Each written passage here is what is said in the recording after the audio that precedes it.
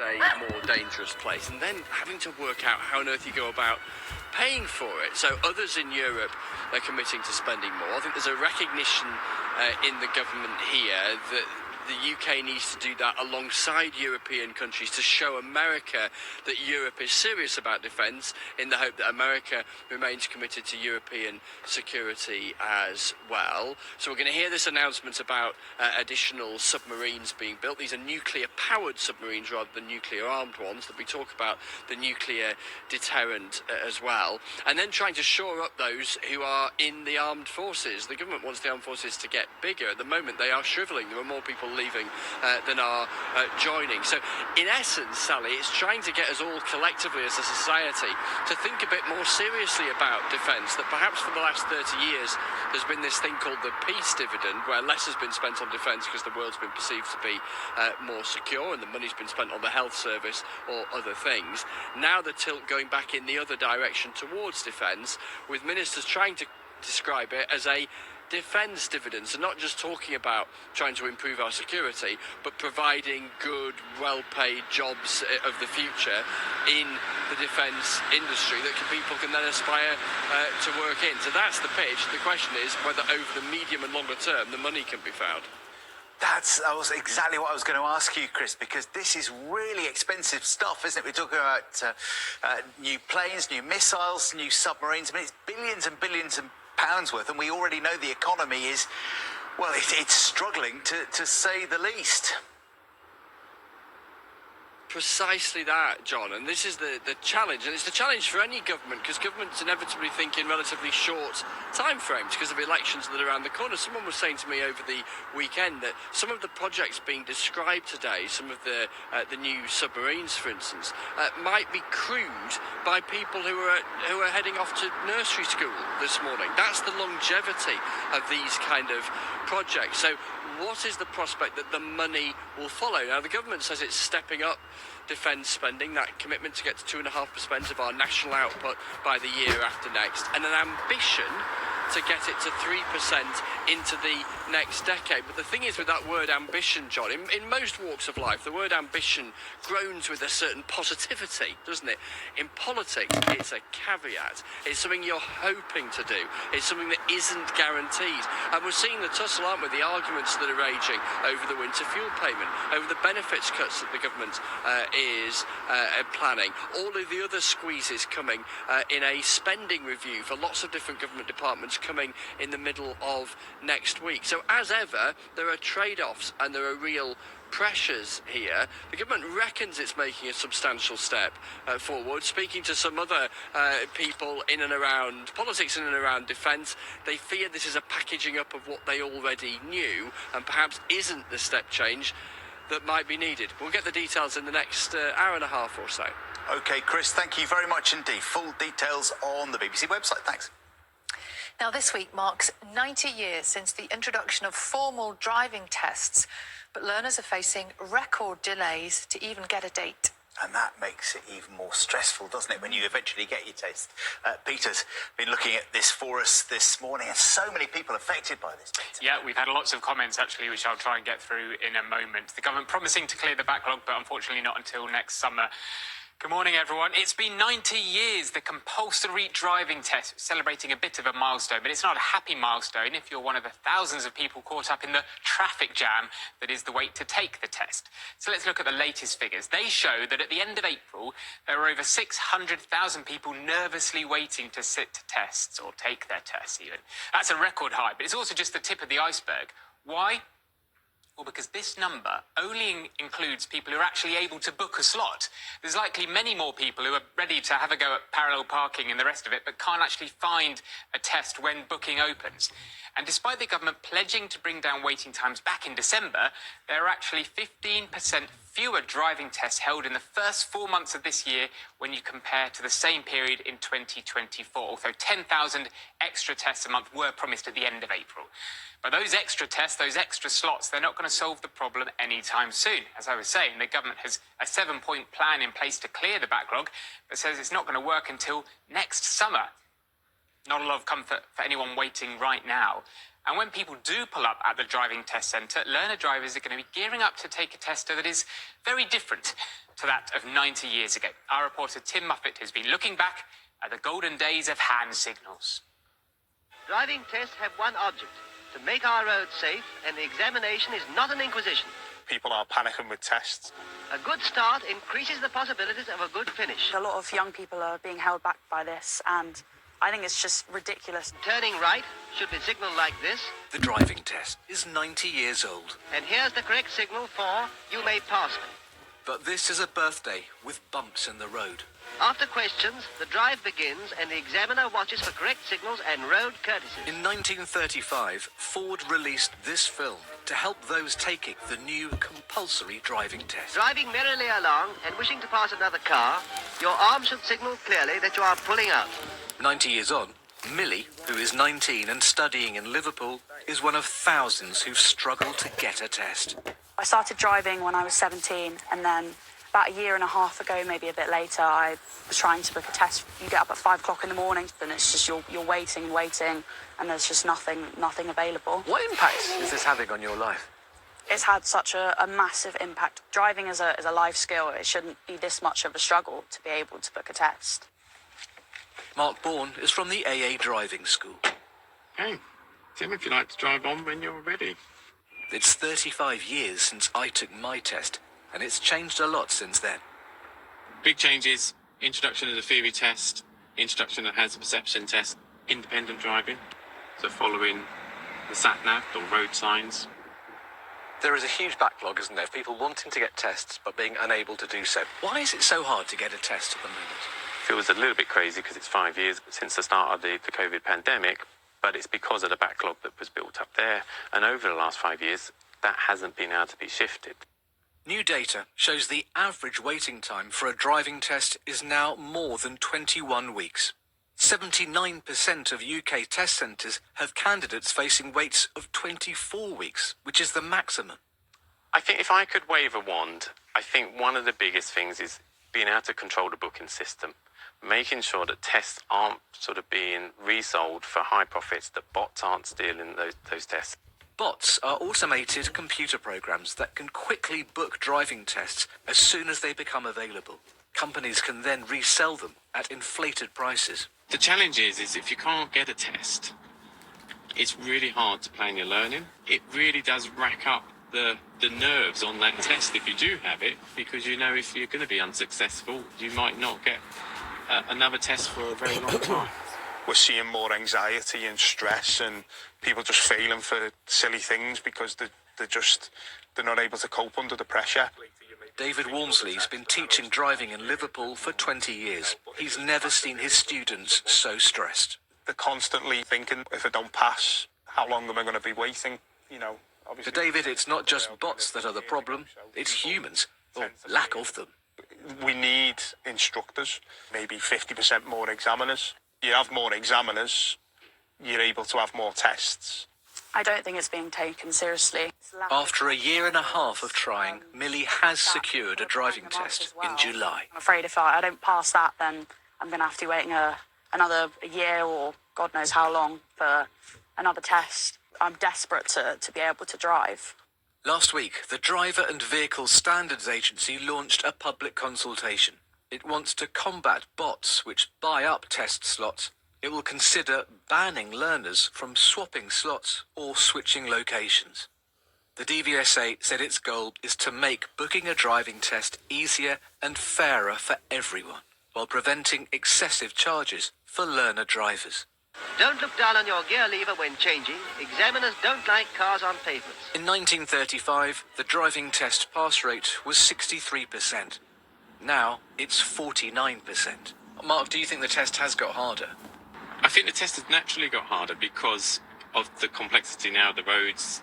There's more cars and just more road features. But for many, the challenge isn't passing the driving test. It's getting one. Tim Muffet, BBC News. Some of the challenges facing learner drivers there, and it isn't just actually learning your road signs and learning to drive, it's trying to book a test. So many of you have been in touch on this one. Plenty of you think the system needs to change in terms of people being able to book lots of slots and then sort of setting them on. Hazel has a really bold idea. Get rid of driving tests. Your driving instructor puts you forward when they feel you're able to drive proficiently. Why is that not enough? I don't think everyone will agree with that one.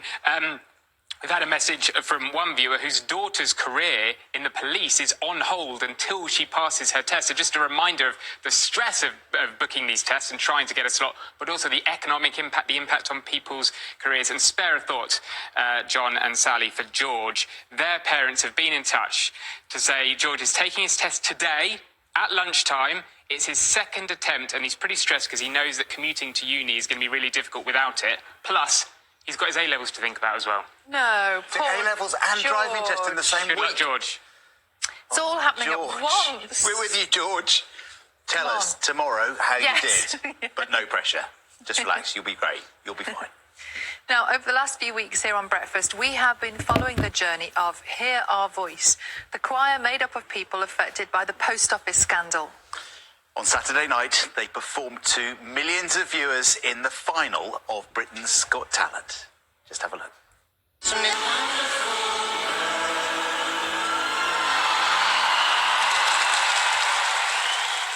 What a performance. What a team. And joining us right now are superstars.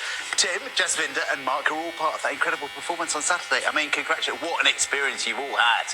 Absolutely, absolutely brilliant experience. Thank you. Yes. What was it? What did it feel like to be up on the stage in the final of one of the biggest TV shows? Yeah, absolutely. I mean, we never expected to be in the final. We were targeting the semis to hopefully get some exposure for the cause. But to actually be in the final, whoa, just unbelievable. Just remind people watching at home how this all came about, because there is a bit of a BBC Breakfast link, isn't there? Absolutely, yeah. We were in Fanny Compton.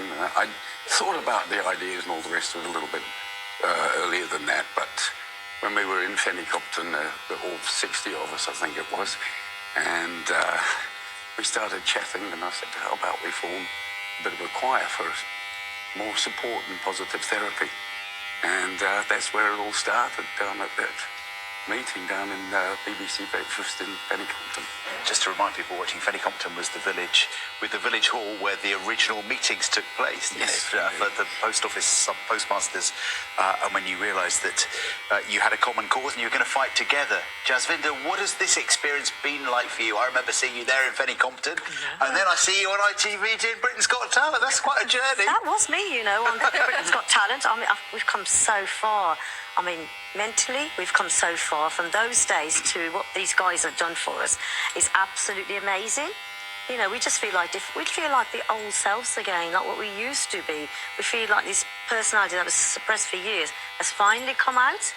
It's just, we didn't realise it was happening until, like, we're all together, like one big happy family on stage, and we just, like, we sort of, like, encourage each other. It's such a lovely feeling. You can see this. You can see just from these pictures, you all holding hands. Oh, it's lovely. And just tell us, is it the singing that's done that? Is that music part of the magic? Oh, definitely. I mean, when Mark put the idea to me back at Fanny Compton and said we're going to do a group that's going to be joyful rather than focusing on the negatives, and then said it's singing, I was a bit like, give me a call when we're going bowling or something like that. But, you know, spoke with Steph at home, and she said, no, they're your friends, go for it, go and try and do it. And it's the power of music. It's the togetherness of us, you know, us spending time together, getting to know and support each other a bit more, but having that focus on the music as well has been wonderful for all of us. What's it given you, Tim? Just in terms of the feeling inside? Oh, a whole bucket load more confidence. And yeah, the joy is the word that Mark talks about, because you wake up and you're instantly singing our songs and it puts you in a good mood. Confidence is a really important word, isn't it? Because I imagine with what you've all been through, your confidence has been horrifically knocked. Yes, and absolutely, the confidence building, all those kind of things. We have three objectives in this choir. One is to keep the scandal in the public eye, or at least contribute towards it. The second is to give awareness of the two charities that are supporting that cause. And the third one is to create a very positive therapeutic support group. And we've done that through this power of music, as you say. And more. Yeah, totally. It's really interesting because some of you, I've got to know you really well, remember you from Fenny Compton, but some of you I didn't recognise when I saw you on the stage because just physically, the smiles, the joy, the confidence, as Tim was saying, Jasminda, when you were on the stage for that. I was so happy, and you know what? We actually all sort of pull each other along, and it's just like, standing on our stage was like we weren't on our own. We actually felt like there was, the people that we've lost over the years, that they were standing with us, and it was like they were just like holding us up. We could actually feel them, and there may have been a certain amount on the stage, but we actually felt like our loved ones are with us. And Gemma, who's not long lost her mum, she felt it too. She was missing her mum, and we said, Gemma, your mum's with you. Well, angel wings are flapping behind you. And she goes, oh, actually, I feel it. Oh, it was so lovely. Gorgeous. People that we've lost as well over the years, all together, on the stage. That's how it felt. And supported, Tim, by millions more people. You've taught all of us yet more about what you've all been through. Yeah, I mean, it's a totally different audience. Britain's Got Talent has brought it to loads more people that didn't get our story before. But that's what I've noticed since the first audition went out, that these waves of support from whole new groups of people. It's fantastic. What's the plan next then? Well, I was actually going through it. You were asking about the experience on the stage, and when I just saw that, I was all reflecting on everything we've done and how do I keep this going after such a big an event. So we are actually very lucky that we've been given some support, and we're going to be hopefully directing some donations towards the charity by releasing a charity single of our first song, Falling Down. And that should be on all digital platforms by the 7th of June. A record deal. Who'd have thought it, Tim? I know. The songs, you've seen that we've got the lyrics on our arms now. The guys that we had with us, Will and the people, have been really good. They've given us access to their material for nothing. They've really joined in with us and supported us. The list is too long. The help and support that we've had from every corner has been amazing. Absolutely. Come back when you're number one, right? Yes. We'll see you then. Well we don't doubt Thank you. it. It's Thank great you. to see you all. Thanks so much. Thank you very much. Thank you very, very much. Do stay with us, everyone. The headlines are coming right up.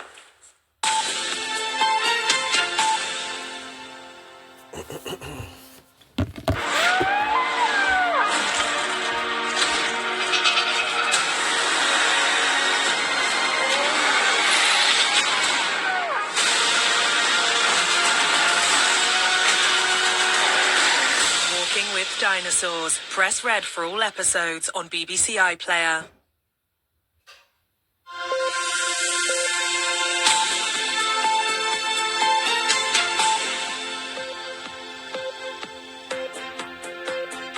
Good morning. Welcome to Breakfast with Sally Nugent and John Kay. Our headlines for you today. Up to 12 new attack submarines to face down Russian aggression. The government unveils its major defence review as it tries to ensure the UK is ready for war. But there's pressure on the government after it confirmed nearly 1,200 migrants crossed the Channel in a single day over the weekend. That's the most so far this year.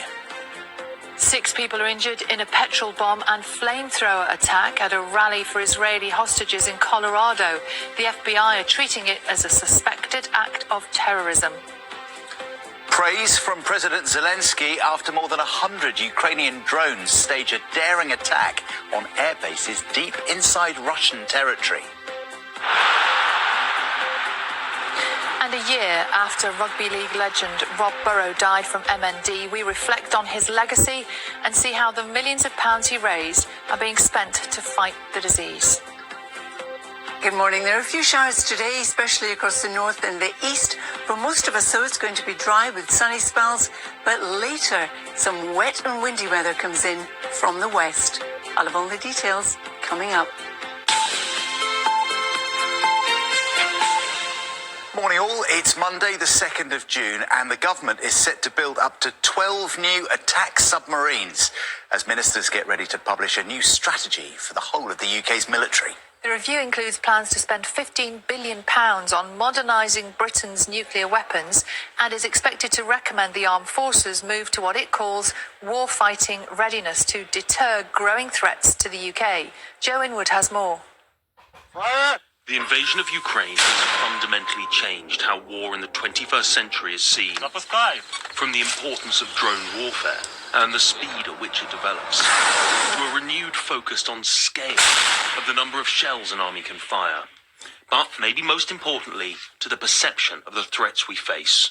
Because we know that we live in a very dangerous world. We know there are new threats to the UK, both conventional threats but also nuclear threats, and that's why the Defence Review this afternoon will set out not just the new investment that we're putting into kit and equipment, the latest technologies, drone warfare in particular, learning from Ukraine, but how we're also investing in our people through better military housing, addressing the scandal of the accommodation that many of our forces were asked to live in. The Strategic Defence Review aims to set out how the government should respond to those challenges. It's expected to say the UK needs to move to war-fighting readiness, backed up by £6 billion for munitions, including up to 7,000 of these Storm Shadow missiles. A new cyber command, a £15 billion investment in the UK's nuclear deterrent, and up to 12 new nuclear-powered submarines. But these big ambitions for the UK's armed forces come with a big price tag. The government has committed to spending 2.5% of national income on defence by 2027. Many say this extra £6 billion is simply not enough. But frankly, we've got to have that commitment of going to 3% of GDP, I would suggest by the end of this Parliament at the latest. And remember that we're going to hear at the NATO summit coming up quite shortly that NATO is going to call for an increase to 3.5%, with possibly up to 5% in the future. So these are real challenges for our Prime Minister and Chancellor of the Exchequer. For years, the phrase used to describe the UK's armed forces was hollowed out. Today's review will set out the ambitions to reverse that trend. But ambitions and actions are very different things. Joe Inwood, BBC News.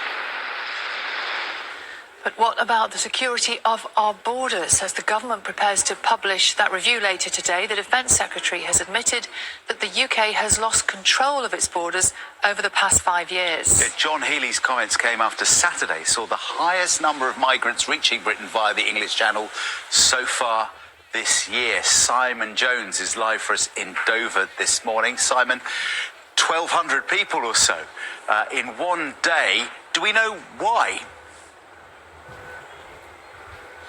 I think, John, it was largely down to the weather, because for a week it had been very windy, the sea was very choppy, and so we saw no arrivals at all. People were gathering over in Calais waiting for the opportunity, and on Saturday the sea was incredibly calm, and that's when we saw the large figures.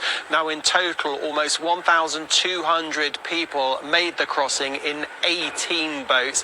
It takes the total so far this year to around 14,800 people, and given that crossings tend to increase in the summer, we're on course to beat the numbers we saw who made the journey last year of around 37,000 people. Now on Saturday, boat after boat launched. We saw the French police simply watch as people waded into the water to get on those dangerously overloaded dinghies. The French police will not intervene once a boat has taken to the water, but they are considering changing the law to allow them to intervene in shallow water. For the British government, that can't come soon enough. Simon, thank you. Well, in the last hour, we have been hearing from the Prime Minister, who's been giving more details on the government's U-turn on winter fuel payments. Our chief political correspondent, Henry Zeffman, is in Westminster, so busy day for the Prime Minister. Henry, what's he said? Morning, Sally. Yes, the Prime Minister's been speaking to the Today programme on Radio 4. Now, many people will remember that just under 2 weeks ago, he announced that he was reversing one of the earliest and most controversial decisions he had made, which was to remove the winter fuel allowance from most pensioners. But he didn't say which pensioners would then receive it and on what time frame and when we'd find out. Well, he's been being pressed on those questions this morning. Let's hear what he had to say. I want to look again at where the threshold is, that's for sure. I'll be clear with you in relation to that. I do think it was our duty to stabilise the economy and to fill in that £22 billion black hole. And I'm not going to resile from that. I had a choice, and I knew what the choice was, which is to pretend the black hole wasn't there, to come up with some fantasy numbers, which had been going on for years, in my view, by other governments. And I took the view I'm not going to do that. Now, the Prime Minister went on to stress that he thought clarity on this would come sooner rather than later. Now, that's interesting because originally we had a suggestion that we wouldn't find out more details on this until the budget, probably in October, but perhaps we might just get a bit more information from the Prime Minister at the spending review, which is a week on Wednesday. That's one to watch out for. And on this day of the spending review, of the small boats numbers, the Strategic Defence Review and the small boats numbers, it is a reminder that in government, all problems come at you thick and fast. Henry, thanks very much indeed. 8 people have been injured in the US state of Colorado after an attacker used a makeshift flamethrower and a Molotov cocktail to target a rally supporting Israeli hostages in Gaza. The FBI says it's treating the incident in the city of Boulder as an act of terrorism. A 45-year-old man has been arrested. I'm able to confirm there are 6 victims, ages 67 to 88. All of them have been transported to local hospitals. This attack happened at a regularly scheduled weekly peaceful event. Witnesses are reporting that the subject used a makeshift flamethrower and threw an incendiary device into the crowd. The suspect was heard to yell "Free Palestine" during the attack. As a result of these preliminary facts, it is clear that this is a targeted act of violence, and the FBI is investigating this as an act of terrorism.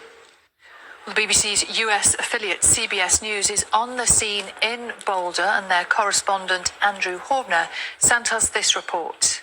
A major perimeter has been set up by the Boulder police in what can best be described as a Molotov cocktail attack that occurred here just a little after 1:30 in the afternoon, local time. Now, there was a local business owner that we spoke to, one that owns a food cart right on the Pearl Street Mall, said he ran over with water to try and put out the burns on those individuals. Another business owner that was just off of Pine Street told us that he saw people running, screaming, trying to get away from the scene.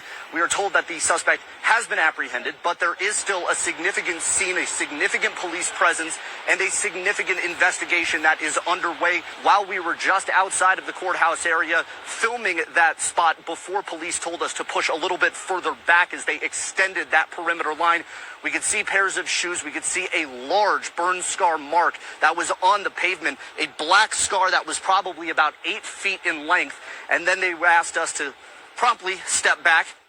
Andrew Horner reporting there. Now, the right-wing historian Karol Nawrocki has been elected as Poland's new president. He narrowly beat the Liberal mayor of Warsaw, taking 50.89% of the vote. The result is a major setback for the Polish government's pro-EU agenda. A triple killer convicted of the Essex Boys gangland murders has been released from prison. Michael Steele was jailed for life for the killings of Tony Tucker, Pat Tate and Craig Rolfe, alongside co-defendant Jack Womes. The 3 men were found shot dead in a Range Rover in Rettendon in Essex in 1995.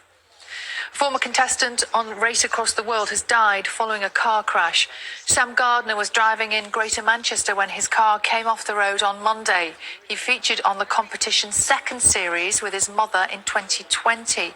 In a statement, his parents said they were devastated.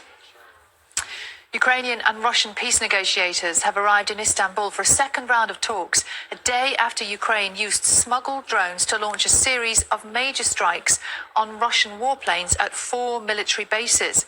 President Zelensky said his forces hit at least 4 airfields from western Russia across to Moscow, reaching Siberia thousands of miles from Ukraine. Footage online shows small drones emerging from parked lorries and a row of aircraft on fire. President Zelensky has described the operation as brilliant. Moscow has accused Kyiv of terrorism. Well, our diplomatic correspondent Paul Adams is in Kyiv for us this morning. Morning, Keith. So, morning, Paul. Really interesting timing ahead of these talks in Istanbul. What can we expect from them today? Yeah, very interesting timing indeed, although we're told that this is an operation that was first planned 18 months ago. So in some ways, the timing is somewhat coincidental. As for what we can expect, well, probably not a great deal. The last time the two sides met, also in Istanbul, they did manage to come up with a very substantial prisoner exchange, but that was pretty much it. They both agreed to submit memorandums in which they would outline their terms for future negotiations. The Ukrainians have been waiting rather impatiently for any sign of what Russia's terms will actually be. In the meantime, of course, we have had this emphatic statement by the Ukrainian military to Russia, but also perhaps to the Trump administration, to say, if you think that Ukraine is going into these talks weakened and exhausted, then think again. Look at what we're still capable of. Well, thanks very much indeed. It's 12 minutes past 9. Now we need to find out what the week's going to look like weather-wise. Carol can tell us. Good morning. Good morning, Sal and John. Good morning to you too. I can tell you in one word, and that is changeable. Now, this morning is a beautiful start to the day. Look at the blue skies in Jersey. And at the other end of the country in Shetland, we also have some blue skies as well. Now, this week, we're looking at some sunshine, but we're also going to have rain at times, or indeed showers. It will also be windy, especially tomorrow, and it's going to be cooler for all of us than it was last week. Currently, we've got some showers in the north and the east. The showers in the east strolling southwards towards Norfolk. A lot of dry weather, a fair bit of sunshine, but later on, the clouds are going to thicken out towards the west. The wind will strengthen, and that's ahead of a weather front bringing in some heavier rain. Temperatures today, 12 to 22 degrees. So, through this evening and overnight, the wind really does strengthen in the north and the west, touching gale force with exposure in the coasts and hills. The rain marches steadily towards the east, the wind picking up in the southeast ahead of it. And on the other side of it, we're looking at blustery showers, which could have the odd rumble of thunder embedded in them. Temperatures overnight, 9 to about 11 degrees. Tomorrow, the rain starts to fragment, but it will continue to push towards the south and the east. Still windy around it. It will take its time clearing the far southeast of England, and then behind it, to make sure bright spells, sunshine and blustery showers. The most prolific and heavy will be across the north and the west of Scotland, and these are our temperatures, 13 to 19 degrees. Feeling cool though if you're in the gusty wind. Sal and John. OK, Carol, thank you very much indeed. Now, it is exactly 1 year since the rugby league legend Rob Burrow died of motor neurone disease. Following his diagnosis in 2019, Rob transformed public awareness of the condition and raised huge sums of money to fund research into MND. Well, 12 months on from his death, Rob's legacy has only continued to grow, with work continuing on a brand new treatment centre in Leeds, the home of his club, Leeds Rhinos. John Maguire has more. He was often described as the best pound-for-pound rugby league player of his generation. But he was also a phenomenal pound-by-pound fundraiser. And the awareness he brought to the fight against motor neurone disease transcended not just his sport, but all sports. It is amazing what you two have done, honestly. The amount of money you've raised and the profile you've done for MND is just phenomenal. It really is. And you should be so proud of both of you of what you've done. It's completely elevated it to another level. His name will live on, not just on the walls of the UK's first specially built MND centre that bears his name, but also throughout its DNA. Rob's legacy is hugely important, and I think to have this centre for us as a family is somewhere that we can come and remember Rob, and to be able to share that with other families that are in the same situation that we've been in is incredibly special. And I know that Rob would be incredibly proud. He was so humbled, but I think to have this centre, to have the marathon, it's just part of Rob's legacy and the amazing work that he's done for the MND community. He was the face of the MND community in the most difficult of circumstances, but to have this, I think it really gives people hope. 3, 2, 1. One of his final wishes was that work on the centre shouldn't be delayed, so the ceremony to begin construction took place as scheduled the day after his death. With almost £7 million raised, it's nearing completion here at Seacroft Hospital in Leeds, and Rob was there at its inception, visiting other locations to gain inspiration, ensuring patients and their families would be at the very heart of the design. Rob's family have been shown around, and his consultant has been another major driving force. Rob's legacy is about courage and dignity with which he has lived his life with motor neuron disease, for changing the trajectory of the most cruel disease in the world. Oh my goodness, that is something really special. And yes, of course, there is a physical reminder here of Rob, and I think it's a center for hope. And the MND community draws hope. And now a round of applause in honour of the great Rob Burrow. On Saturday, Rob's club, Leeds Rhinos, hosted Wakefield Trinity, where more money and awareness were raised. The talk on the terrace is not just the search for sporting success, but for a cure for MND. That's the difference Rob makes. MND robs people of their voice, and it did with Rob, and that, by the way, was one of his best characteristics, his sentiment and his humour in the changing rooms. But his voice was almost louder in many ways. He'd been able to shout about MND and say, this needs support for those who are supporting those living with MND. We need a cure, we need treatments, we need to build the Rob Burrow Centre for MND and other facilities like that make that whole process a tiny bit more comfortable. When the doors open to patients at the MND Centre later this year, they'll see his picture, read his words, and know that because of Rob, his family, friends and supporters, they'll receive first-class treatment. They'll make a journey no one wants to take, but will know others have gone before them and worked tirelessly to give them the best chance possible. John Maguire, BBC News, Leeds. Rob's attitude, his optimism, his positivity shining through. Still, a year on. Shared entirely by his family and friends. Yeah.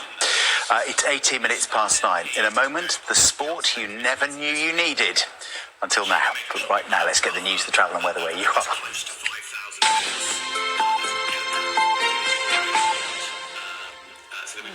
Hello again.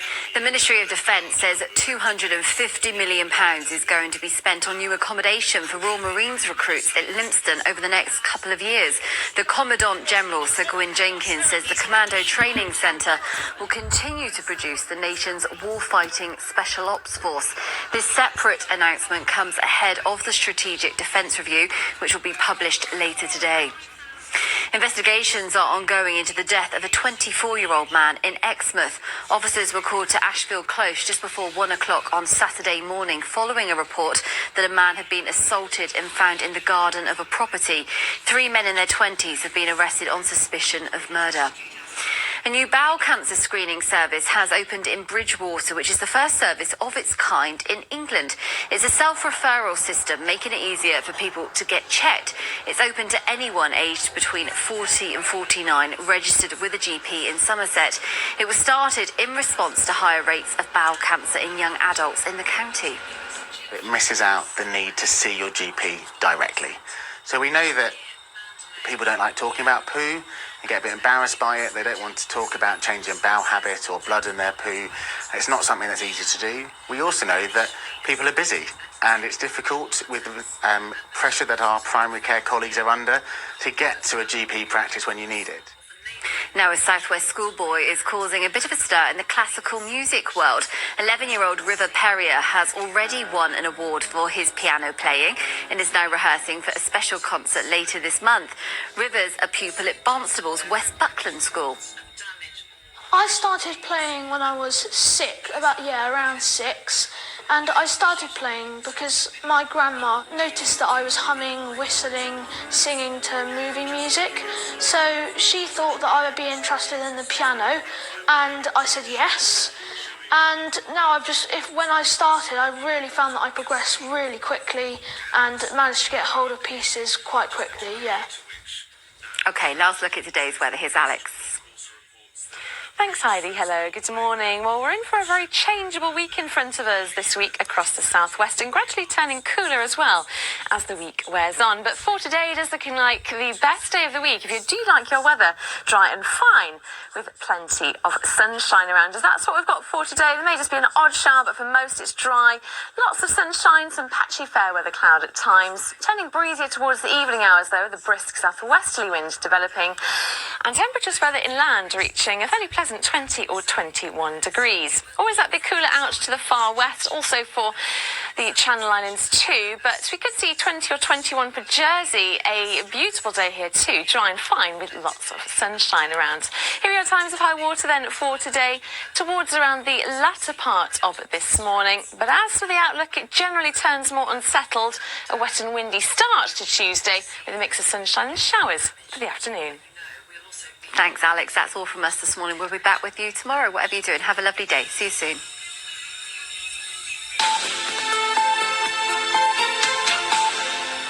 Welcome back. Now, in 2 weeks' time, the largest hobby horse championships in the world, really, will be taking place in Finland, and 2 British children will be among the competitors. Maisie and Gaia, who you can see right here, fell in love with the sport after discovering it online, and they say it's helped them gain in confidence. They're going to be getting off their horses in just a moment to talk to us, but first, let's take a look at them competing.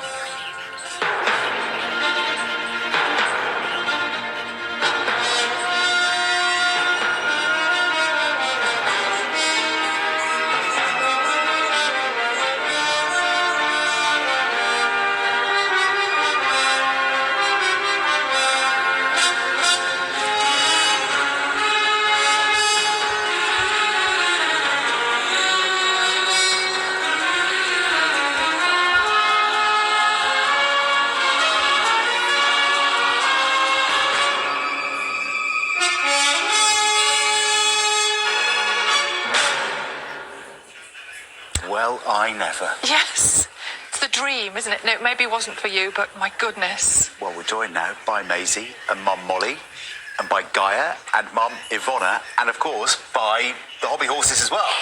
We've got sugar cubes ready, we've got the food, we've got the hay down. How are you doing? I mean, congratulations getting to the finals. What an achievement! Yes, it was very surprising. I didn't think I was going to get in. You didn't think you would? I mean, there's loads of people who tried out for it, so... Well, what a brilliant thing, representing the UK.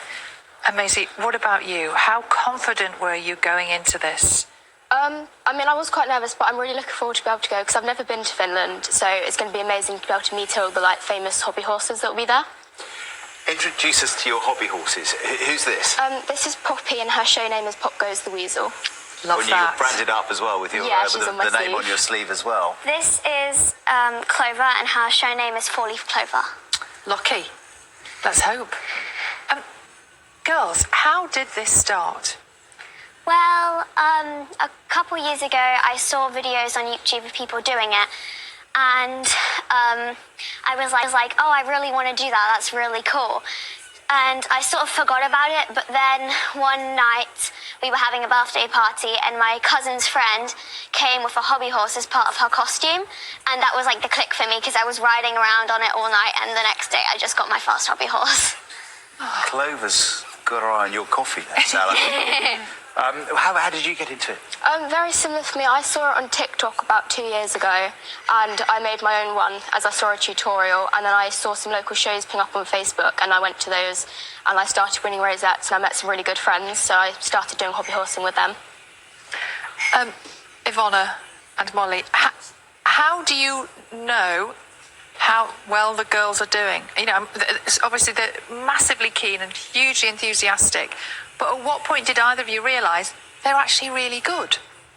So we have been going to some local shows, and Gaia has been performing really well. And also, she has been increasing the height that she can jump. So now she's at comfortably at 70 centimeters.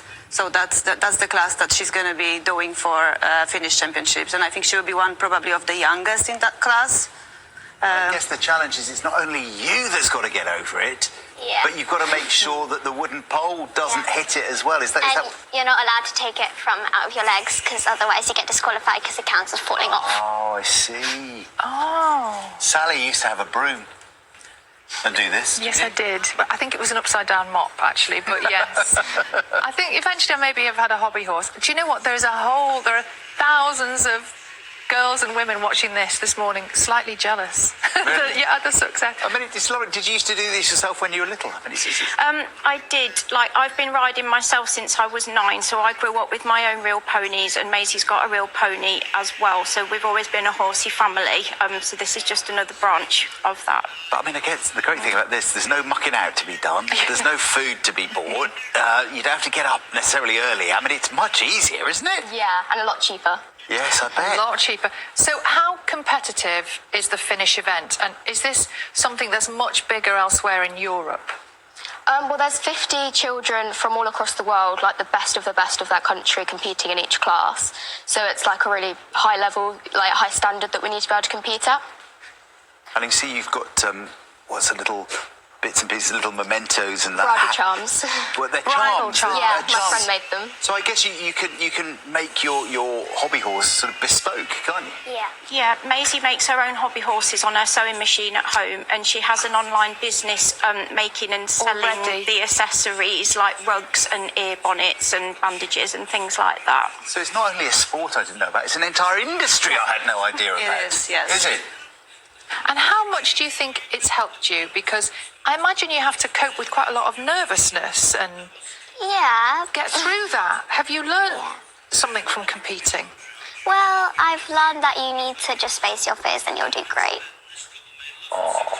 And do you take them out? Well, we see you here in a forest or something, but do you go down the high street? Do you go to the shops or round the shops? Some people give me really weird looks, but I do it anyway because that's what I love doing. Too right. Do your mums ever use them? I may have made my dad jump a course once. How did he do? Pretty good. Yeah? He has long legs, so it's easy.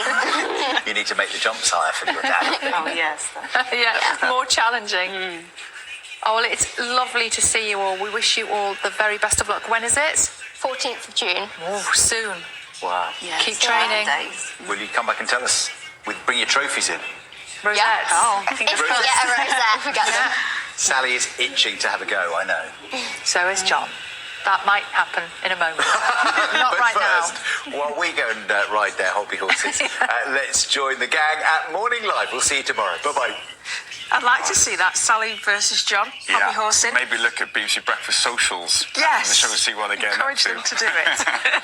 Right, coming up, new scam tactics where criminals hijack your phone number to access your calls, your messages and your bank accounts. Plus, it's Neighbourhood Watch Week. Hear why registering doorbell cameras online could keep your community safe.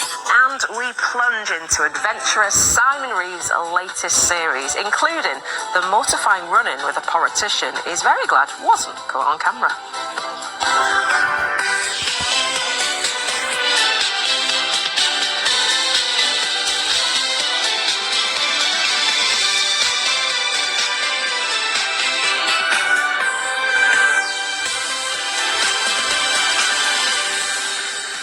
Welcome to the start of the week on Morning Live. Thank you for your company. It's Michelle Ackley and me, Gethin Jones, with you this morning. Let's say good morning to our panel, shall we? We've got Dr. Zand, tech journalist Georgie Barrett, Dan Whitworth from BBC Radio 4's Money Box, and Rav Wilding. Good morning. Morning. Very good on a hobby horse. I've seen him. Brilliant. Oh, really? Oh, he's superb. That was a very high jumper. You are? Like a police hobby horse. Thank you for watching breakfast. Yeah. Good morning, Zand. Morning, Zand. Good to have you back. Also, they were talking on breakfast this morning about 90 years since the driving test has been introduced. We know you're all experts in your field, Dr. Zand. But how were you guys at your driving test? Dan, are you a pass I've got a first story time about type this. of guy? So my brother is 2.5 years older than me. He got better A-level results than me, got better GCSE results, he was better the whole time. It took him 2 goes to pass his driving test. I passed mine first time round. And you're very proud of that. Watershed moment. 30 years on, I'm still very proud I beat him at that. Proud, a bit smug, I'd say. I mean, speak to Ben, but yeah, probably. First time for you, Georgie? First No, time? second time for me, unfortunately. But you know what? I did some driving driving lessons recently because I hadn't driven for about 10 years, and I suddenly got a car, and it's you remember how nerve-wracking it is just getting behind the wheel and someone telling you what to do. Yeah, it's a lot of this going on. Actually, the retraining is what we're getting at. We'll explain more in just a second. First time, Second time. I've taken a lot of exams, and I've never been more nervous than I was for that exam. Rather be first time. Yeah, of course it was. First time, though. Yeah, but I didn't have to reverse park, and that's why I passed first time, because I still can't do it. I know, parallel parking's the worst. That's why I had to get... That's changed as well, hasn't it? I passed second time. I thought I was going to pass first time, but I realised I'd left the wing mirrors in, and then halfway through the test, I was thinking, maybe my instructor's not noticed, and put them up, but she did. I'm still friends with her. Hi, Margaret, if you watch it. I really hope this doesn't run in the family, because today we're looking at how the driving test has evolved over the 9 decades it's been in place by putting some of our viewers and Michelle's mum Mavis through their paces. Based on these facial reactions, I haven't got that much mirrors are out confidence. We're going to see if they can pass the test today. It's a mock test that we've been doing. It's very interesting to see. Yeah. Good luck, Actually, on a serious note, we know there's a huge backlog of people waiting for tests right now too, so we'll be giving you a bit of an update on that. Also coming up today at 9:50, Dr. Zan's talking about beta blockers. This is actually something you've had personal experience with, isn't it? I took beta blockers to slow my heart down when I had an arrhythmia. They are very common drugs, 50 million prescriptions around that every year. So we'll be talking about how they're used to manage anxiety and how well that works. Millions of customers are overpaying for their broadband right now. 10 o'clock, Georgie is helping you cut the cost. We find out how to calculate the best offer for you and explain why you should never be paying more than 30 quid a month. And as over 2 million renters move home every year in England, who you end up with as a landlord is a big decision. So at 10:15... Smug Dan. Smug Dan's got advice on vetting property owners, including plans for a new national database. And pro dancer Luba Mushtak is in the house today, warming us up for a sizzling Strictly Fitness. It's the first week of meteorological summer, so she's got the moves. It's lovely to have you back in time for what we hope will be a lovely week of weather and summer. What have you got for us? Yes, thank you so much for having me back. I'm it's a super pleasure happy to to be back. Today we're going to take it very easy. It's Monday. We're going to take it easy, and we're going to do exactly what Saffron does here in her samba.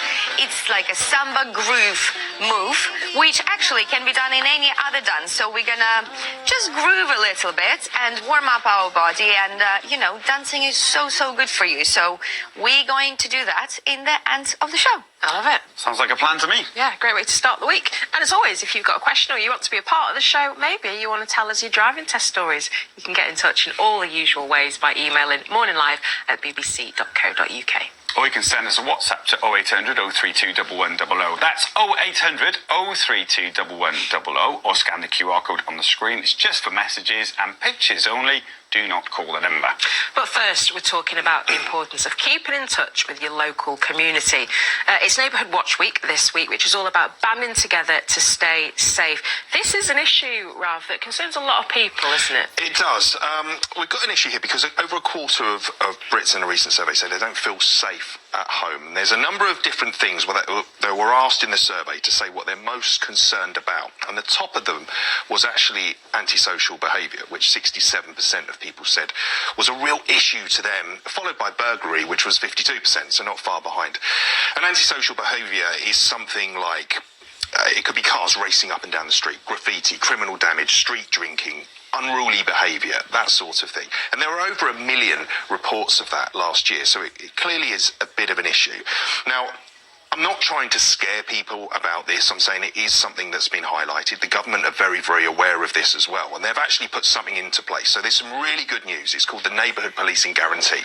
So what's going to happen by 2029 is there's going to be 13,000 officers that are going to be reassigned to neighbourhood policing, especially that area.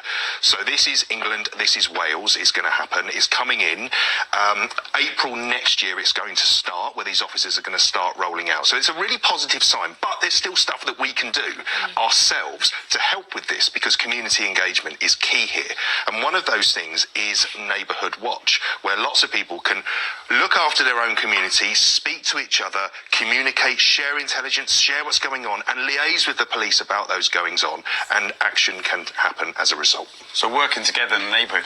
Are the days gone where you used to take over a cup of sugar to a neighbour when they move into the area? Is that how people do it these days? If you want to join forces with neighbours, or I'm just picturing you in your home when you moved in and met your neighbours. You know what? That's not a bad thing to do. Meeting your neighbours is great. What about joining forces with your neighbours? How do you do it? Is it digital these days? You can do. It's probably not the sugar route for all. Okay. No, but there You're are not ruling it out. I'm not ruling it out. No, I mean maybe just put it on the back burner. Yeah, there's a digital route that's a lot easier to link up the 2.3 million households that are actually using a Neighbourhood Watch scheme at the moment, and it's involving 60,000 volunteers as well. Have a look at their site. It's so simple, actually. This is the Neighbourhood Watch site, where you can just put in your postcode, and you will see, in a moment, we can see some little yellow dots. These are the Neighbourhood Watch schemes in that particular area. And you can click on that and you can see what they're up to, how you can get involved, or even if you wanted to set up your own Neighbourhood Watch scheme as well, you can do that in whatever area you're in if there isn't one currently in place. It's really simple to do. Sugar will work as well, I'm sure, but it's about working with each other and just seeing what's going on and sharing that information. And by sharing, you can also use social media. So there's groups you can have on Facebook or via WhatsApp where you can just say what's going on, make each other aware of what's happened overnight or what may be going on in the area, but be very careful as to what you share on there, more of which I will go into in a moment, because you don't want people getting into trouble by saying the wrong thing. Yeah, that's true, isn't it? Let's talk about doorbell cameras, because they can be so useful, can't they, to keep communities safe and monitor what's going on. In fact, there's actually a brand new BBC show covering everything to do with doorbell. Absolutely, Doorbell Detectives. It's Matt Allwright, our own Matt Allwright has got this show that starts today, and it's exactly that. It's all about people's own CCTV systems, including, of course, doorbells, that have been used to catch a number of criminals, literally, in the act in many cases. We actually asked on Morning Live for viewers to get in touch with the show with their footage, so some of it may well appear on the series, which starts today. So it's really good, and on there's lots of tips as well. We've got a lot of police experts, former police experts, that are giving advice on how to keep yourself safe and using this footage safely. So it's definitely worth checking out. And the show is here because they've become so popular, haven't they? And they can be really useful.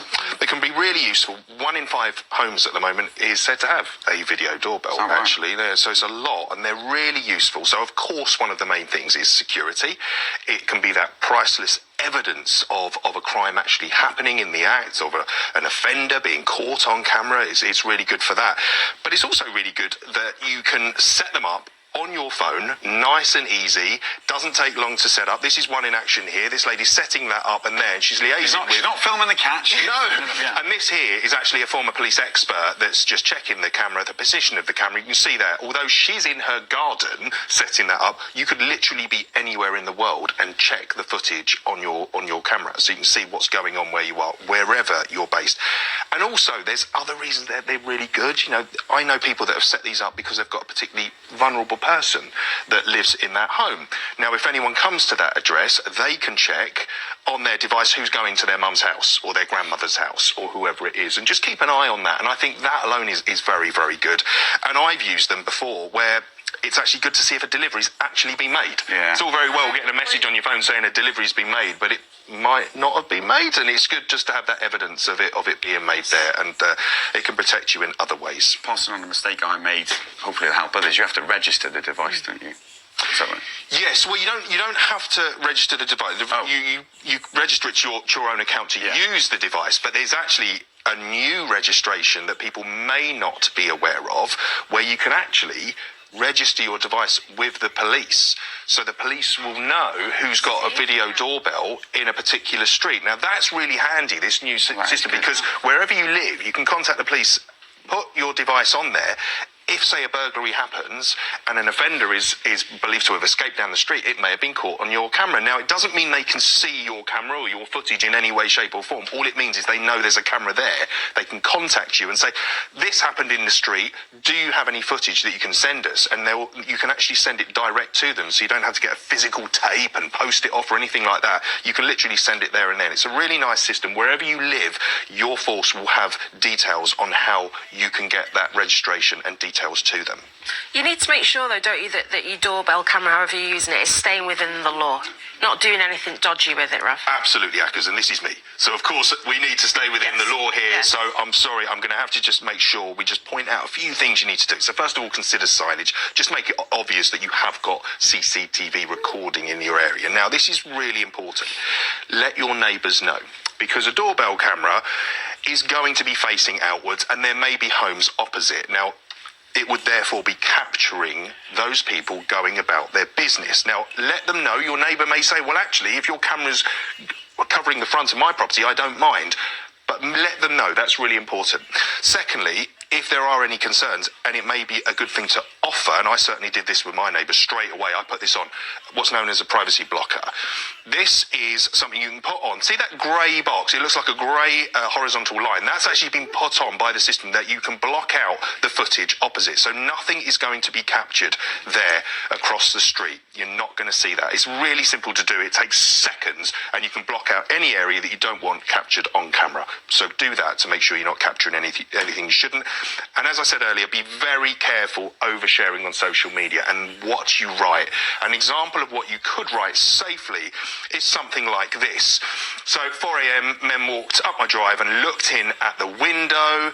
I have videos on CCTV and on my doorbell, and then a link to the footage. Now, something like that, you're not throwing out accusations saying, these are the burglars that were going to burgle my home, and actually it was a delivery driver that got lost and hadn't made his last delivery of the night and had done nothing wrong. You don't want to be sharing that information out there, of course, for obvious reasons.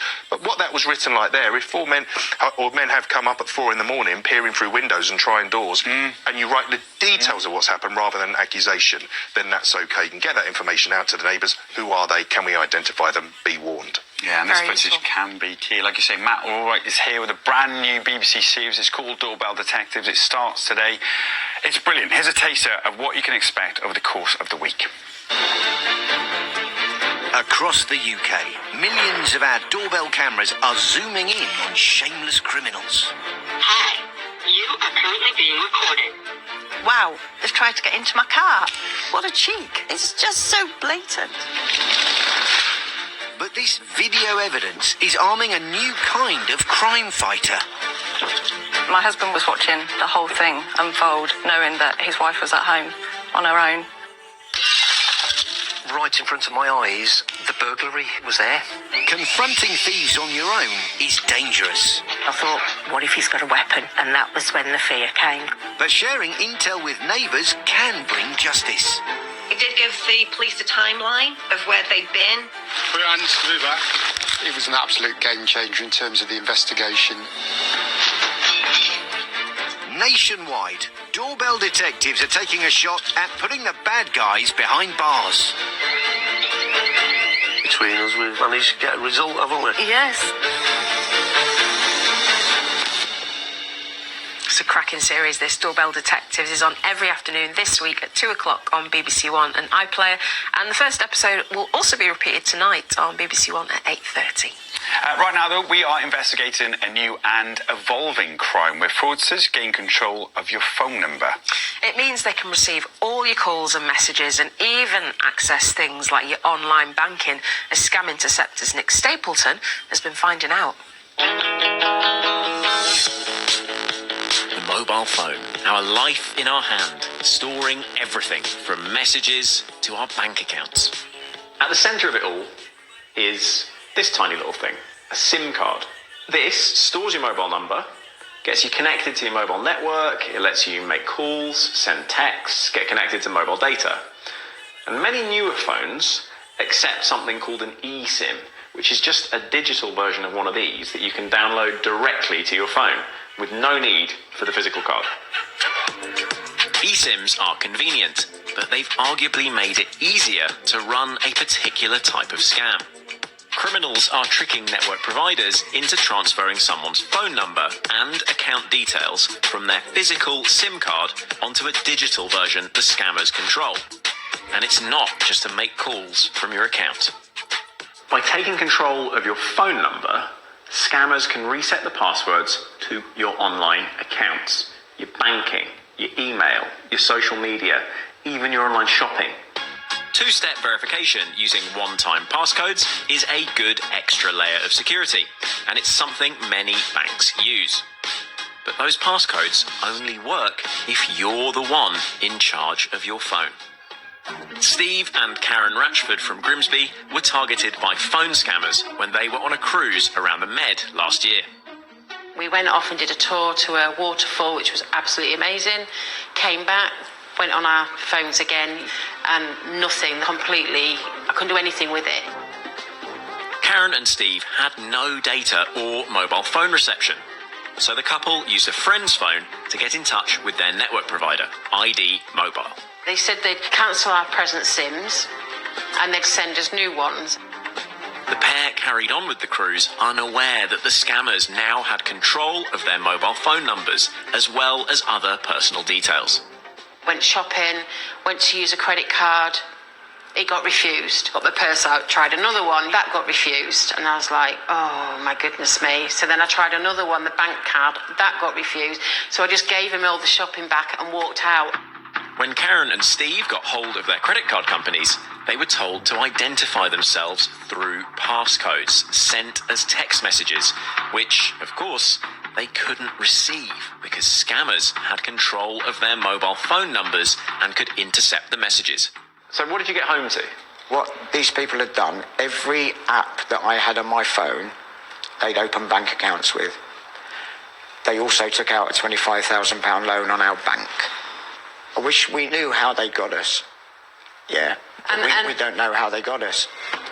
Because Steve and Karen noticed unusual activity on their phones and online accounts and acted fast, any money they lost was returned to them. The red flags to watch out for with this scam are, number one, if your phone loses signal entirely, so you can't make calls, you can't connect to the internet. Number two, you start getting texts or emails that you're not expecting from businesses you actually have accounts with. And number three, you're locked out of your online accounts entirely. If any of those things start happening to you, investigate immediately. With cases of eSIM swapping, the criminal needs a certain amount of your personal information in order to make a call to your network provider and pass through security. This information is often gathered from data leaks, phishing emails, or the details you share on social media, such as your date of birth or your first pet's name. Steve from Bishop Stortford was also targeted by eSIM scammers. I got a text from O2 saying that I changed my passcode. And obviously I hadn't, so I contacted them and they said that I'd been SIM swapped and said, don't worry, we'll sort it all out and we'll send a new SIM to you and stop the eSIM. I thought, that's fine, I'll just wait for the new SIM card and no more problems. Steve then received an unusual email from his energy provider, EDF. I got an email from EDF asking me to give feedback on my recent communication with them, which I thought was strange because I telephoned them and they were surprised and they said, oh, that doesn't sound right, we'll look into it, we'll pass it on to our fraud department. Steve discovered that some of his personal information was confirmed in the call the scammer made to EDF. The person I spoke to said, I've just listened to the original call and I can tell it wasn't you that made that call. They said the person had passed security by knowing my name and address and email address. Cleverly, the scammer had used the information they did have to reach out to a company for not money, but rather extra information they might need. Steve also received an email from his savings bank, thanking him for updating his details. They told me that over 40,000 had been transferred out to another bank which wasn't my nominated account. They said that they would be looking to get it back, but obviously I had to wait 2 days, and so it was a waking up in the night thinking, is it going to come back? It's thought the root cause of Steve's issue may stem from when his email was hacked back in 2018. He's now contacted all of his major accounts, but is still concerned that someone might try to access his accounts again. I just think that different organisations have got to be much more aware of what can happen to customers. And if it does happen to a customer, take it seriously. As for Steve and Karen, they're still reeling from the havoc caused by the scammers. We must have spoken to 20, 30 different people to try and sort this out. In both of these cases, the fraudster appears to have successfully impersonated the account holders and convinced the network provider to make the switch. To try and better protect your own account, you can ask your network provider to set up an extra layer of security. Now, that could be a PIN, could be a password, could be a secret question. But the key thing is, it's required when you want to make changes to your SIM. Mobile numbers are more than just a way to make a call. They can be the gateway to our personal and financial information. So if something doesn't feel right, act fast. Which Steve and Karen did, thankfully, but every time you see a story like that on Morning Live, your just heart sinks. Yeah. When it's not your fault. I know. And we all spend so much time on our phones as well. Like, it's good to be aware of the red flags when it comes to eSIM scammers, for sure. Yeah. This is the response to the film. ID Mobile apologises to Steve and Karen, confirming it resolved the case in December 2024, covering charges and adding a goodwill gesture. It says it has since improved security and provides fraud advice on its website, urging customers to contact their network provider and police if concerned. Regarding Stephen Beach, O2 said that his email was hacked, giving scammers personal information that allowed them to bypass O2's security. It said that once alerted, O2 acted quickly to cancel the fraudulent SIM and recover the number from the new provider. O2 apologised to Stephen for communication issues and offered a goodwill payment. EDF found that when Stephen's email was hacked, his email login details and mobile number were exposed. It said it was sorry for the distress caused when EDF gave his number to an impersonator who passed security checks. EDF says it has since provided Stephen with a cybersecurity report to help protect his data. Still to come at 10 o'clock, we're bringing your broadband prices down. Find out why it should never cost more than £30 a month for a speedy connection as we look at some of the latest deals. Millions affected by that. One thing we don't want racing without good reason is our hearts. Every year, 50 million beta blocker prescriptions are issued in the UK. According to the British Heart Foundation, they can be used for a range of conditions, but are increasingly being used for anxiety. Dr. Zan's going to get to the bottom of this with us this morning. Zan, what are beta blockers? How do they work? So they are incredibly popular drugs that are used for a very wide variety of things. And what they do is they stop adrenaline acting strongly on the body. So adrenaline's a stress hormone and it binds to receptors called beta receptors. And beta blockers block those receptors a little bit. And so that means the adrenaline, that stress hormone, has a bit less effect on things like heart rate and blood pressure. So I had a heart arrhythmia, which made my heart beat too fast, essentially. And one of the drugs I took was a beta blocker, which didn't cure the arrhythmia, but it slowed my heart down. And it actually made me feel better. Sometimes when your heart's racing, that can make you feel anxious. And the beta blocker kind of, as well as treating me, it slightly sort of calmed me down, slowed me down a little bit. And that's quite key to how beta blockers work. So they're used for a variety of things. And in fact, you can see that kind of calming, relaxing effect because they're banned in professional sports. Only certain sports, so things that are sort of precise like snooker, darts, archery, I think golf they're banned in as well. So not every sport, but anything where you need a kind of steady hand. And one of the things that we're seeing they may be increasingly used for is that they deal with the heart rate you experience, the increased heart rate when you get anxious. So actors, public speakers, people like Sharon Horgan and Prue Leith have both been open about using them for the kind of symptoms of performance anxiety, the sort of shakiness, sweatiness, racing heart rate. Although I should say there's not good evidence that they're useful for generalized anxiety or depression.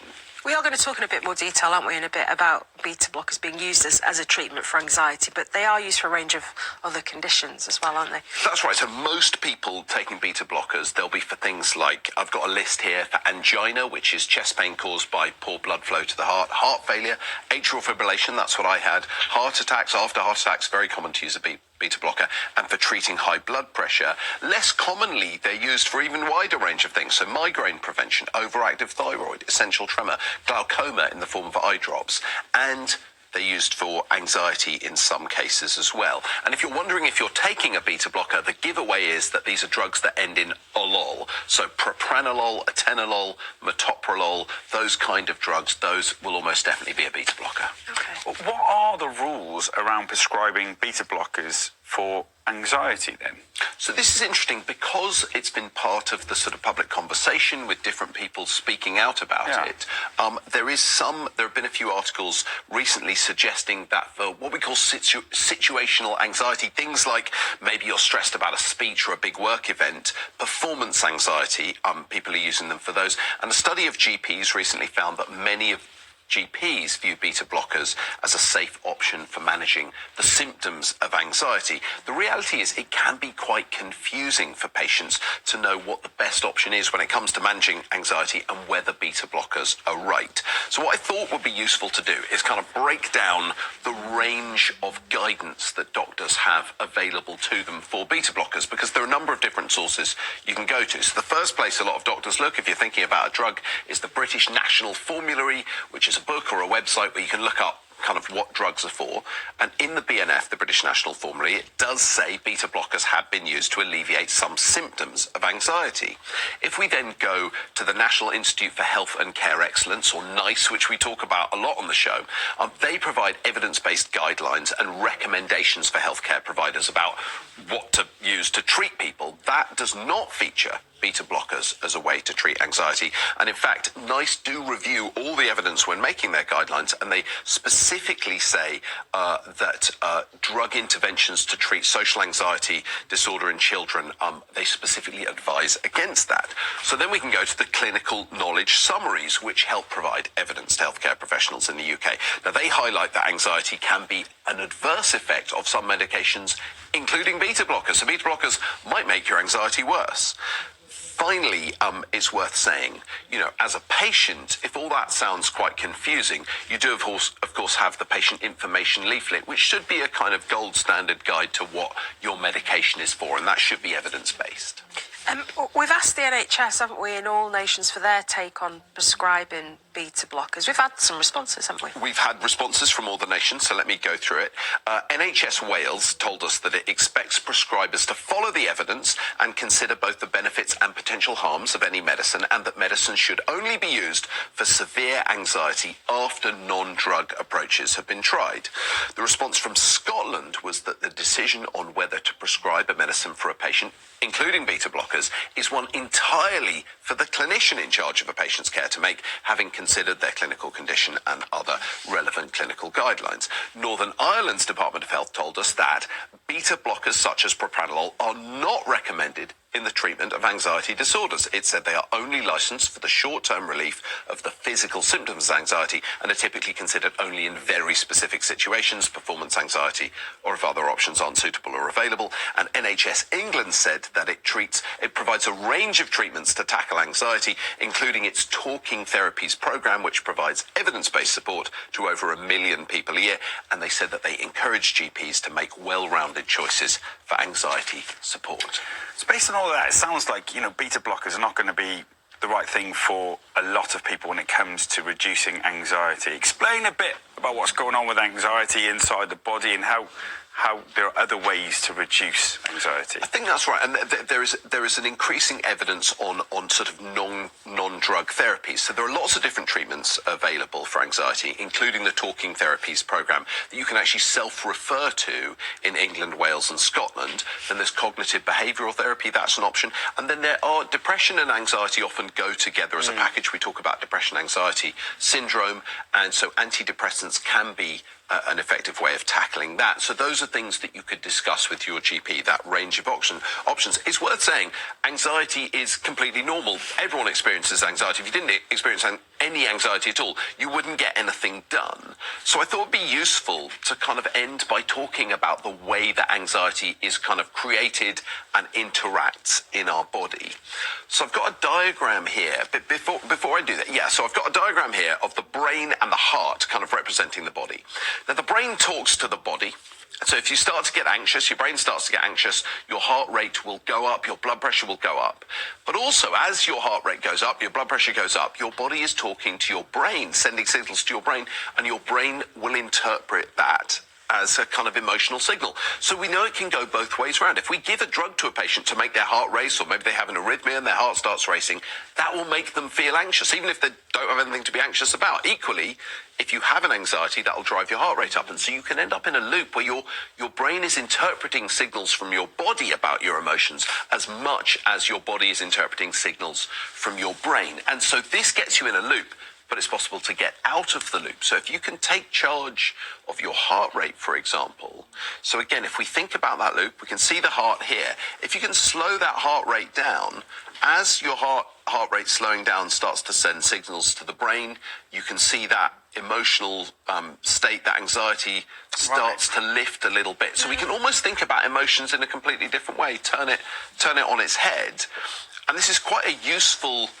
Now, that may all sound a bit vague, but there's a useful way of thinking about anxiety. If you're struggling with a performance at work, you've got to make a speech or something, you can actually slow your heart rate down with a breathing exercise. So do you want to join in with this? Can I show you? Yeah. Okay, so you can take your pulse at your wrist. You've got your radial artery running along here at the base of your thumb. And if you feel around there, you should be able to feel your pulse there. And if you take a breath in and then breathe out slowly, and as you breathe out slowly, that's good, everyone's joining in. So as you breathe out slowly, you should feel your heart rate slowing down a little bit. And as that slowing down happens, you'll feel your emotional state change. So you can get your body to talk to your brain as much as your brain to talk to your body. I love that. It's a simple technique as well. It's a simple technique, but it can really help in those moments where you can feel a bit spirally. You can actually take control of your physical body. It's like working with you on live TV. You need to do that. That's what you do every day. Thanks so much, Dan. Now, the time is 2 minutes past 10. Lots more still to come on the show. At 10:15, find out about new plans that will allow renters to vet and pick the perfect landlord. After that, 10:25, we take a trip to Scandinavia, also known as the happiest place in the world, with adventurer Simon Reeve for his latest series. He tells us why the key to their joy is all about trust and join a local club. And we're trusting Luba to bring us some sunshine in Strictly Fitness today, because it's officially the start of meteorological summer. Now I've been trying to say that right all morning. What are you teaching us today, Luba? Yes, today I'm very, very excited about our move because it's so much fun and it's super simple. As you can see here, Saffron was doing this groove move, exactly that. So we're going to replicate that and learn how to do it. But it's super simple. It's absolutely for everyone. And as we all know, movement is the key to don't be anxious as well. Yeah, happiness. Thanks, Luba. We're going to help maximise your summer spending money now by cutting back on broadband bills. Research suggests millions of customers aren't satisfied with the value or service that they receive. So tech journalist Georgie Barrett is explaining how to get the best deal. So many people could actually be overpaying, couldn't they, for their broadband? Yeah, they could. If you're sat here and you're paying more than £30 a month, then research shows that you are in fact overpaying. So if that is you, what I urge you to do is firstly to see if you're in contract, because actually a third of us aren't. We just let the contract roll on, and it means that you can easily switch to a different provider. So if that is you, I'd say start with a price comparison site. Really easy to use. You can have a little look, see if there are better deals out there. You don't have to go with the big brands that you recognise. There are actually 50 regional broadband providers. So do your shopping about. And if you like your current provider, but you have found a cheaper deal, still do that research, because that allows you to go and haggle to them on the phone and say, look, I'm out of contract. I found this deal elsewhere. Could you bring down my monthly charges? And what you're aiming for is full fibre broadband. That is the gold standard. That means you're going to get the fastest, best internet to your house. Full fibre, it just sounds healthy, doesn't it? Sounds healthy. For your For the body. breakfast. Yeah. It takes away the anxiety because it's just speedy and you're sat there going, come on, what are we talking about? They'll say, right, full fibre. When I talk about it, it sounds like I should be speaking about a cereal or something. But no, we're speaking about broadband here. And what full fibre means is that you have your internet taken to your house on fibre optic cables. Now, that's instead of the old copper cables. And the difference of that material makes a really big difference to how quick and reliable your internet is. So not every home has these new cables because we're sort of still upgrading all the system. It's a really big job, as you can imagine. We're currently at about 75% of all homes. I don't know if you guys have. Yeah, no, we're not there yet. You're not there yet. No. Okay, so you're part of the 25%. So pay as you go. Still out in the Surely. sticks somewhere. Yeah, so hopefully the goal is in the next 2 years that 96% of homes will have access to full fibre. So it should change for you shortly. So that's full fibre. You can get partial fibre, where where you have those fibre optic cables going to the green cabinets that you see on street corners. There we go. There, you probably recognise them. And then from the green cabinet to your home, you have the old copper cable. So that's, it's quite fast, but not as fast. And there's other options as well. You can get things like cable broadband and wireless mobile network, which is using like your 4G and 5G for your at-home internet. So there are other options if you're never going to get it for whatever reason. You're part of that very small percentage that doesn't end up getting full fibre. If you're unsure and you don't know when it's going to come, or if you even have access to it, we have put a full fibre checker on our website. So do just type in your postcode there and it'll tell you when it will be coming to your house. Definitely worth having a look at that, isn't it? The website, bbc.co.uk/morninglive. I was tempted to have a look now, but that's really rude, isn't it? No, not right you're now. on telly. No, you want to get on it with quick style. But what should you watch out for then, Georgie, when you're comparing deals? Okay, so here are 2 example deals that I've been looking at. So on the deal one, you can see it's £24.99 a month, but there's going to be a price increase if you sign up for that 24 months. So in a year's time, it goes up a little bit and then it goes up more to £30.99. Now, this is some new Ofcom rules that insist that the broadband providers have to, instead of giving it in a percentage, it'll go up by 5% over the next 2 years, which makes it quite hard to compare deals like for like. They have to now specify exactly how much it's going to be. So if you then compare that to deal 2, they haven't done that. They just say prices may change during that 24-month contract. And because they haven't specified that, that means that you have the option to leave without any exit fees if that price goes up. So really, it's up to you. Would you like to have the certainty of exactly how much you're going to be paying over that 24-month period, or if you're quite happy to shop around again and sort of do the price comparison again in maybe a year's time, then the second deal would be better for you. So those are the kind of deals that you might see on the market at the moment, for examples of what we're talking about here. What about like speed? A lot of people will talk about the speed, and are they getting their value for money with the speed of the internet? Is there anything more frustrating when the Wi-Fi is not working properly? Yeah. You're like, come on.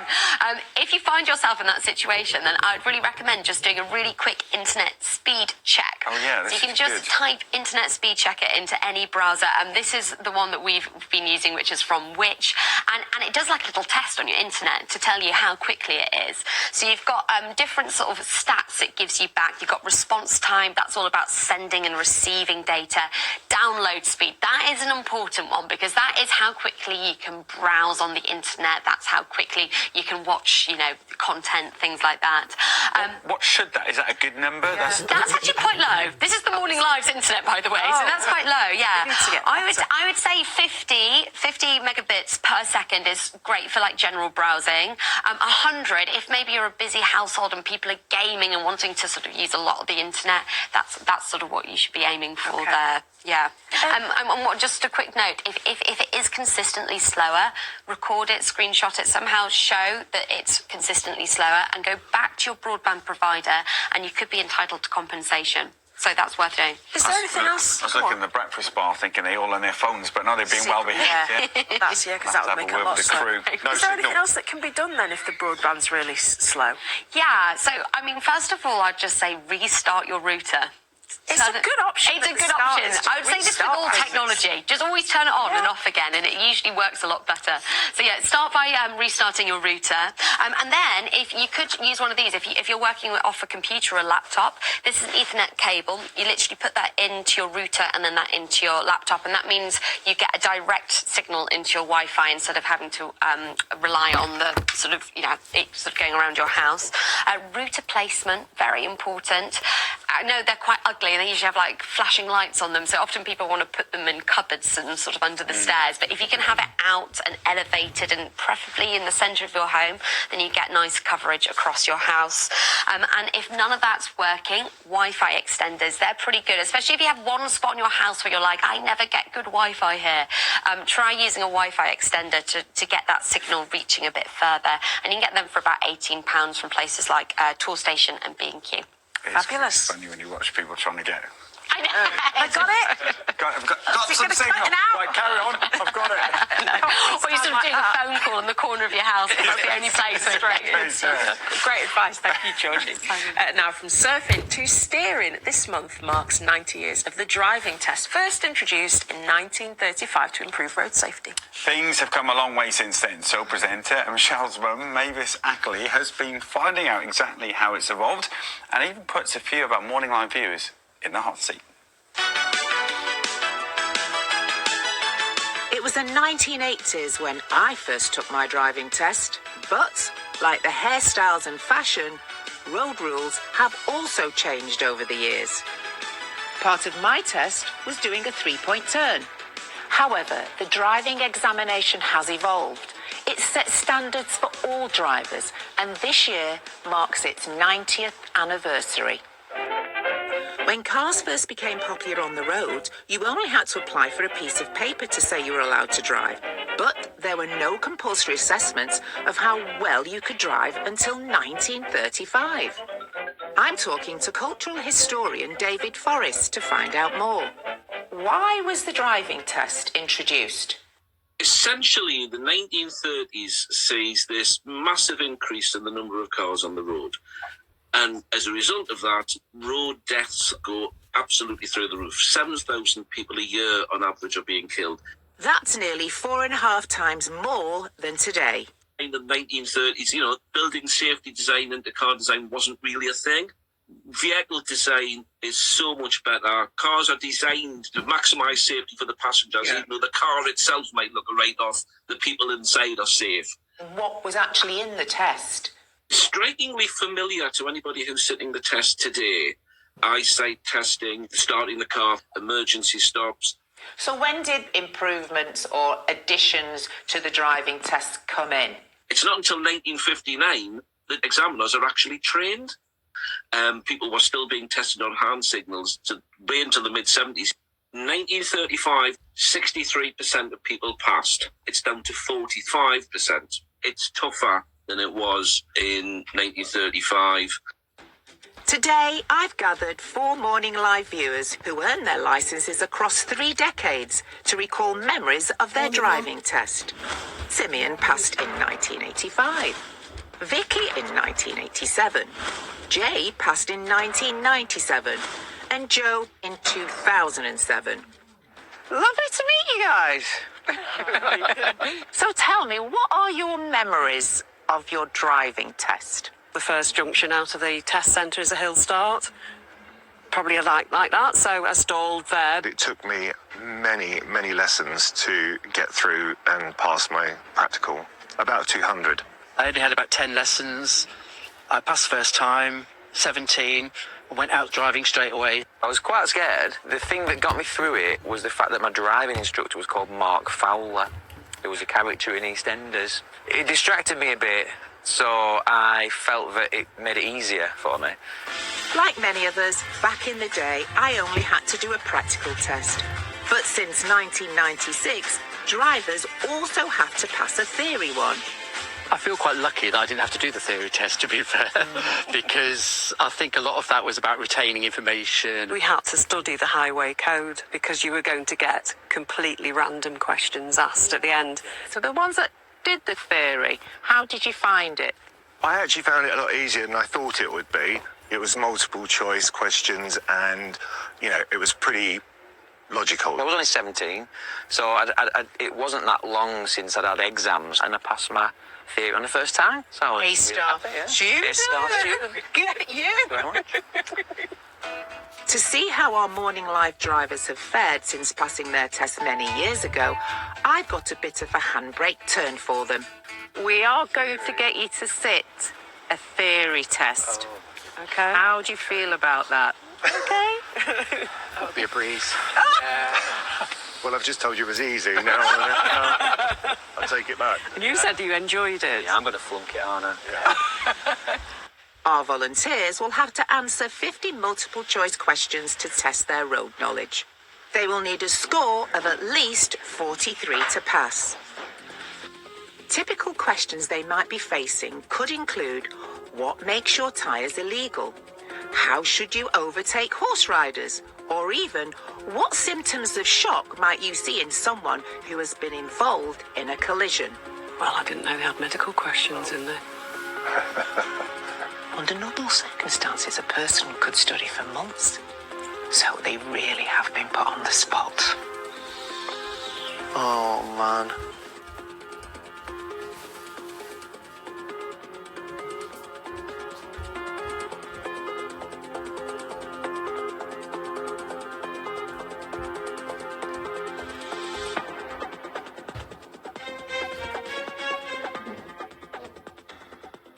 Oh, milkman again.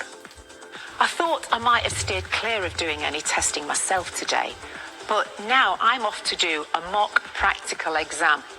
Something I haven't done since the first time I did it nearly 40 years ago. Wish me luck. Join me in the second part to see how we all get on. I got one word answer. I'm feeling a little bit out of my depth. Good luck, Mum. I tell you what, she was nervous about it, though. Yeah. Just being tested like that. We'll find out how they get on in about 15 minutes. As my mum said, just to clarify, she's taking part in a mock driving test and not a real one, because we know actually a lot of people are struggling to get tests at the moment. There is a backlog. In fact, consumer journalist Dan Whitworth is here with us. You can actually tell us a bit more about what's going on with the situation there. Yeah, it's a bit of trouble for people. So the BBC has found that 3/4 of all driving test centres right across Britain have hit the maximum average waiting time of 24 weeks to book a practical test. Now, to give you some context on that, just before COVID, so early 2020, the average wait time was 6 weeks. So obviously we had a backlog build up over COVID and we're still dealing with that. Yeah. Third parties are benefiting from this backlog through cancellation alert schemes and apps. And sign-up fees can set drivers back nearly twice the amount of an official test. A practical test is £62. I mean, you see these ones, £115, £120. Bots are also buying up these test slots externally and then reselling them. So the government has announced measures, in fact it was just last week, to try to deal with these delays, including training more driving examiners. And something called the DVSA, so that's the Driver and Vehicle Standards Agency. Well, that's looking at two main areas, this consultation which opened last week. Who should be allowed to book and manage these tests, and also whether they should limit or remove the ability to change test centres and swap tests between different learners. If you're young and you are interested in driving, it's such a big deal, isn't it? It's massive. You can see your independence, can't you? Of course you can. Hopefully they can resolve those issues. Something else that's been put to the test at the moment is rules for renters, which is why you're with us today, Dan. The government now has plans to help people vet their landlords. Yeah, some really interesting ideas in all of this, and this is all the sort of private rented sector database, and it's part of this huge law that's coming in called the Renters' Rights Bill. So an overview of this bill, so it will be known as the Renters' Right Act, and when it comes into force, because the private rented sector in England is huge, so it's doubled in size since 2002, and there are 4.6 million households. So again, that's households, that's not people. It's 4.6 million households that rent from private landlords. That's 19% of the market, so nearly a fifth of all homes.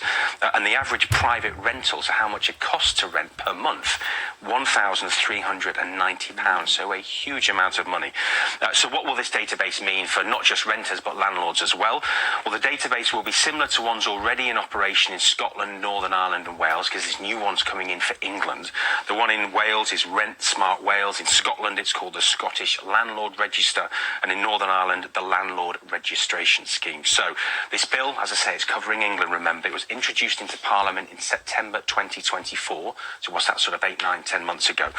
It could receive royal assent, and that's when it technically becomes a law as soon as this summer. So, a month or two, but it won't come into effect until the autumn, possibly October, possibly a bit later than that. But autumn time is when it should come into effect. So what are some of the benefits then of this private rented sector? Right, okay, so increased transparency is a really, really important one, so you can access information about landlords. Not sure exactly what information that'll be yet, but things like the standard of the properties that those landlords rent.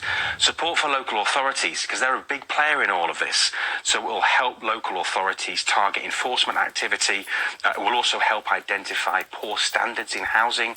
Again, something that local authorities have responsibility to look into. But it's not just about renters, it's about trying to help landlords as well. So streamlined compliance process for landlords. And that's a huge, huge help for landlords that will provide a central database for a single reference point for compliance requirements. Because at the moment it's a very mixed bag. It's quite a complex web almost, if you like, complex picture. And it will level the playing field for landlords as well. Because at the moment, rogue landlords, well, they don't have to play by the rules. Yeah, right? That's it. So it's not fair on legitimate, reputable landlords. So it really should level the playing field. Landlords have expressed some reservations, some concerns about what information of theirs is going to be made publicly available. As I say, we don't know yet the specifics of that. But it's not envisaged that all their data will be out there, just the really key stuff that renters need to know. And of course, local councils, they'll be able to take enforcement action. As I say, there's such a big player in this, local authorities, against private landlords that fail to join this database. They can be issued with a civil penalty of up to £7,000 by their local council. So it's serious stuff. It's serious stuff. I mean, a lot of this is that the database sounds like it might give a bit of clarity, which is, it sounds like it's the industry screaming out for. And also from a tenant point of view, if you move into a house, you want to feel like it's your home. Is that why it is important to keep an eye on the landlord, to vet the landlord? Yeah, absolutely. And there are some key red flags that you need to be aware of if you're a renter and you're thinking about going into somewhere new. So, for example, these are red flags. If your landlord, for example, enters the property without your permission, they can't do that. It's not allowed. So that is a huge, big red flag. If they put your rent up during a fixed term, and what that means is if you've got 6 months or 12 months and they don't say beforehand, hey, we're going to put your rent up after now, again, that is a massive red flag. They're not allowed to do that. You've got a contract, right? Of course, absolutely, absolutely. If they refuse to undertake essential repairs, if your boiler breaks down in January, you need it fixing pretty sharpish. If they're not doing that sort of stuff, that's a huge red flag. If they evict you without proper notice, of course, well, that's pretty clear what that's about. And also, no tenancy deposit protection.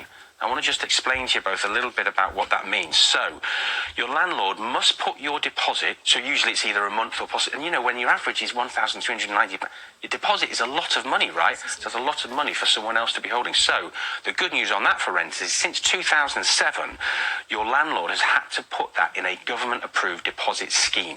And a short hold tenancy, that's typically for a fixed term, so there's 6 months or 12 months. And that's when you have to have this deposit protection. So, in England and Wales, your deposit can be registered with one of 3 schemes, and these are government-backed schemes. So, tenancy deposit scheme is one, deposit protection service is another, and My Deposits is the third and final one. And there are approximately 4.2 million live deposits currently at the moment with one of these 3, again, government-backed schemes. So 4.2 million deposits, or 4.2 million, but it's way more than... 4.2 million deposits spread across these 3 schemes. And so that's really, really important. So again, if your landlord has if you've got any question marks about your deposit, well, that's been totally legit now for about, 17 years. It's got to be held in these government-backed deposit schemes. So when it comes to your prospective landlord then, is there anything you can do as a tenant ahead of time just to give you that peace of mind, any checks? There are, and again, these are really important takeaways, useful takeaways for anyone who's renting now and thinking of changing or wanting to get into the rented space. Try to verify the identity of your landlord. It might sound weird if you've met them or anything, but, a passport, a driving licence. Also, check they own the property they're trying to charge you to live in. You can do that with the land registry. It's a £7 fee. It's really, really simple, straightforward to do. Check if they have a licence, because again, councils and local authorities, these big stakeholders in this situation, some of them have certain licence conditions that landlords have to meet, and they have to have licences. So check your council's website. This next one is probably the biggest and most important for me. Check your landlord has the right safety certificates. These are things you cannot mess around with. A gas safety certificate, something called an EICR, that is an electrical installation condition report. You need to know your electrics are safe. And an energy performance certificate, an EPC. confirm the deposit is protected, as we just talked about, those 3 schemes, government-backed schemes, and also ensure the right to rent checks are completed. And also, by the way, we talked a little earlier about being rent ready, dotting the I's, crossing the T's of your financial situation, any references, paperwork you might need. If you can do that before, well, as soon as you find somewhere you're desperate to rent, you'll be ready to go as well. Yeah, being organised ahead of time is so important, isn't it? Thank you very much, Dan. Thanks, Dan. If you want more information on what Dan's just discussed, you can visit bbc.co.uk/morninglive. Lots of good stuff on the website today, on there. We're leaving home now and heading into the great outdoors to the Arctic tundra and endless forests in Scandinavia with adventurous Simon Reeve. He's telling us some of the biggest challenges and secrets he uncovered in his latest hit BBC show. Before we catch up with him, let's get a taste of what it's all about. I'm a long way north, about as far north as people live on planet Earth. This is the Norwegian archipelago of Svalbard, and I'm travelling south from here, around one of the most beautiful and interesting regions of the world, Scandinavia. On the rugged edge of Europe, I'm visiting 5 Nordic countries. Incredible. Travelling through glorious forests and spectacular fjords. I think Norway has a solid claim to be the most beautiful country in the world. I mean, look at it. Off we go. I'm hoping to understand